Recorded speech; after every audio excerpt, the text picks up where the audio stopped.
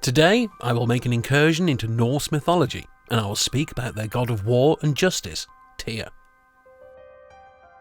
The mighty god Tyr is among the most important of the Viking deities, listed among the 12 Aesir that were the most powerful and important. But we actually know very little about the god, and what we do know is pieced together from fragmentary sources.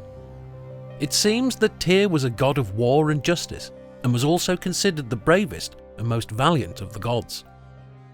It is also speculated that he may have been more important in pre-Viking times, and then superseded by Odin, which partially explains why so little is known about him.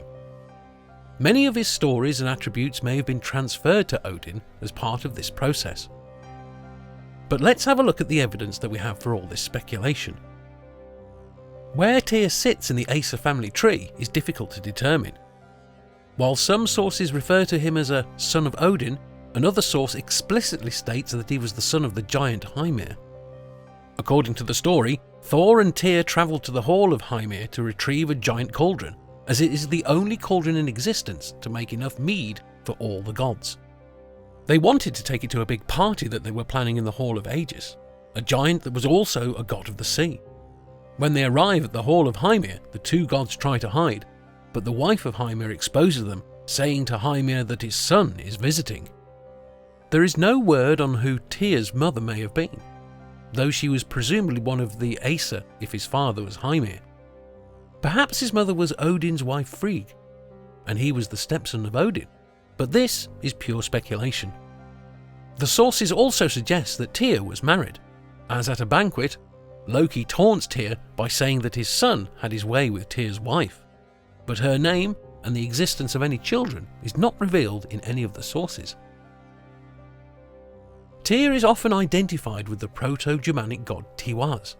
This god seems to have been more important among the Germans than Tyr was among the Vikings, which led to the speculation that Tyr was superseded within Norse culture by Odin. Though this must have happened early on, as in the 1st century AD, the Roman author Tacitus says that the primary deities worshipped among the Germans are Mercury, who was connected to Odin, Hercules, connected to Thor, and Mars, associated with Tyr. Tacitus also said that the former required human sacrifices, while the latter two received animal sacrifices, suggesting that Odin had already become the principal deity of the Pantheon. The choice of the Romans to associate Tyr with Mars, their god of war, is strong evidence that Tyr was a god of war.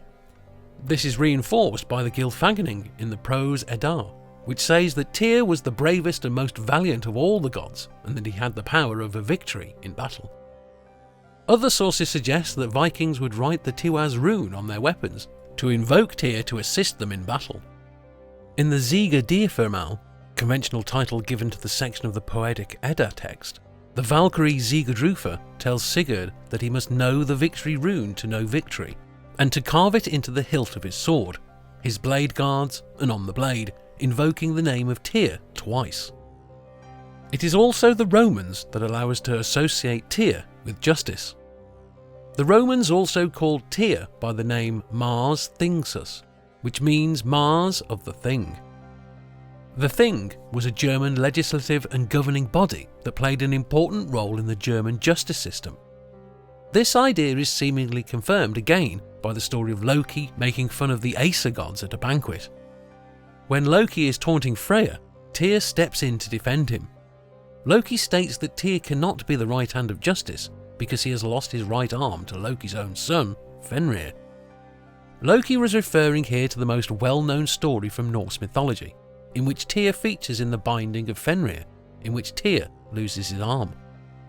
Fenrir was a giant wolf, and one of the 3 children of Loki were the giantess Angrboda, along with Jorgmandr and Hel.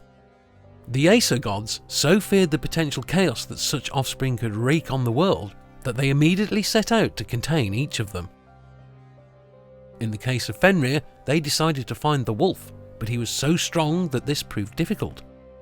It was challenging both to get shackles on the wolf and to find shackles strong enough to hold him. In the first instance, the gods themselves made some chains. They played on Fenrir's arrogance and pride, and convinced him to put on the shackles so that he could break free from them and show off his strength. Knowing that he could, Fenrir agreed, and easily broke the shackles. The gods then tried to make a stronger pair of shackles, but the results were the same. Finally, the gods turned to the dwarves, the master craftsmen of the Norse cosmos, and asked them to fashion something.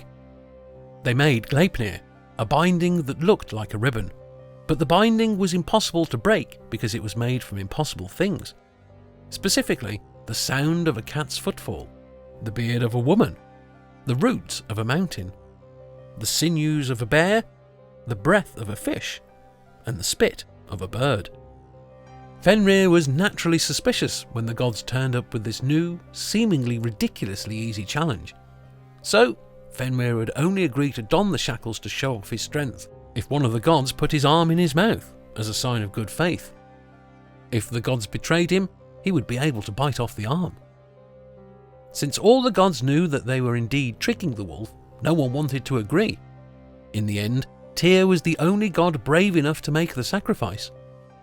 When Fenrir donned the new chains, he was unable to break free and promptly bit off Tyr's arm. But the work of the gods was done, and Fenrir will remain bound until Ragnarok. But Tyr's story has an end even though he was an immortal god. According to the Ragnarok prophecy, the prophecy of how the world will end and the gods will die, many of the gods will fight to the death with the giants and monsters of Norse mythology. The prophecy says that Tyr will fight to the death with Garm, the guard dog of Hel, who will accompany Loki and his daughter Hel from Helheim to Asgard to attack the gods. Killed by a guard dog. This does feel like a bit of an ignominious end to such an important deity.